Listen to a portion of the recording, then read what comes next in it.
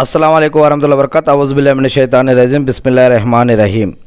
శాపగ్రస్తుడైన సైతాన్ బారి నుంచి సృష్టికర్త అయిన అల్లాహ్ యొక్క రక్షణని, అల్లాహ్ యొక్క సహాయాన్ని రక్షణ వేడుకుంటూ ఉన్నాను. ఆమీన్. అల్లాహ్ ప్రవక్త ముహమ్మద్ అస్లం గారిపైన శాంతి సౌఖ్యాలు కురిపించండి వల్ల ఆమీన్.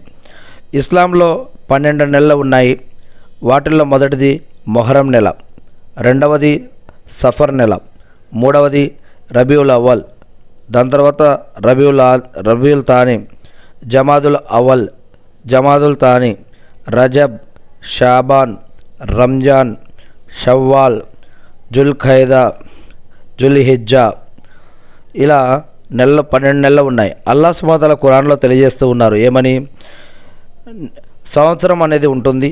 సంవత్సరానికి 12 నెలలు మరియు 365 రోజులు మరియు నెలలు, గంటలు, నిమిషాలు, సెకండ్లు, సమయం గురించి, దినాల గురించి, సంవత్సరాల గురించి అనేక రకాల విషయాలు ఖురాన్లో చెప్పబడ్డాయి.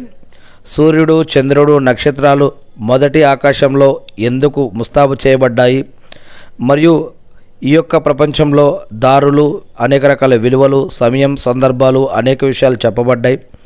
అంతేకాకుండా సమయపాలన, సమయబద్ధన, టైం టేబుల్ అనేది ఇస్లాంలో మరి అల్లాహ్ సుబ్హానహు వ తఆలా ఖురాన్లో తెలియజేయడం జరుగుతుంది. ఫజర్ నమాజ్ నుంచి తీసుకుంటే కనుక ఫజర్, జోహర్, అసర్, మగరిబ్, ఇషా నమాజు, ప్రతిరోజు 5 నమాజులు, వీటి యొక్క సమయం, మరియు రంజాను మరియు బక్రీద్ పండుగలకు సంబంధించినటువంటి నెలలు. ఇవే కాకుండా ప్రతి నెలలో కూడా ప్రత్యేకమైనటువంటి కొన్ని కార్యాలు ఉన్నాయి. మరియు కొన్ని సమయాల్లో చేసే ప్రార్థనలు, కొన్ని సమయాల్లో చేసే ఆరాధనలు, ఇంకా అల్లాహ్కి ఇంకా అత్యంత ఇష్టమైనవి కూడా ఉన్నాయి. మరి ఇటువంటి అనేక విషయాలు ఖురాన్ మరియు హదీస్లో కూడా చెప్పబడ్డాయి. ఏది ఏమైతేనేమి ఈ యొక్క 12 నెలలు చాలా విలువైనవి. మనం బ్రతికి ఉన్న ప్రతిరోజు కూడా విలువైందే. ఈరోజు మంచిది కాదు, ఈరోజు చెడ్డది అని అనుకోవడానికి వీలు లేదు. మనం బ్రతికి ఉన్న ప్రతి విషయం, ప్రతి క్షణం కూడా, ప్రతిరోజు కూడా చాలా విలువైనది. సమయాన్ని వృధా చేయకూడదు. మనం బ్రతికున్నప్పుడే ఏదైనా సరే మనం సంపాదించుకోవాలి, సాధించుకోవాలి.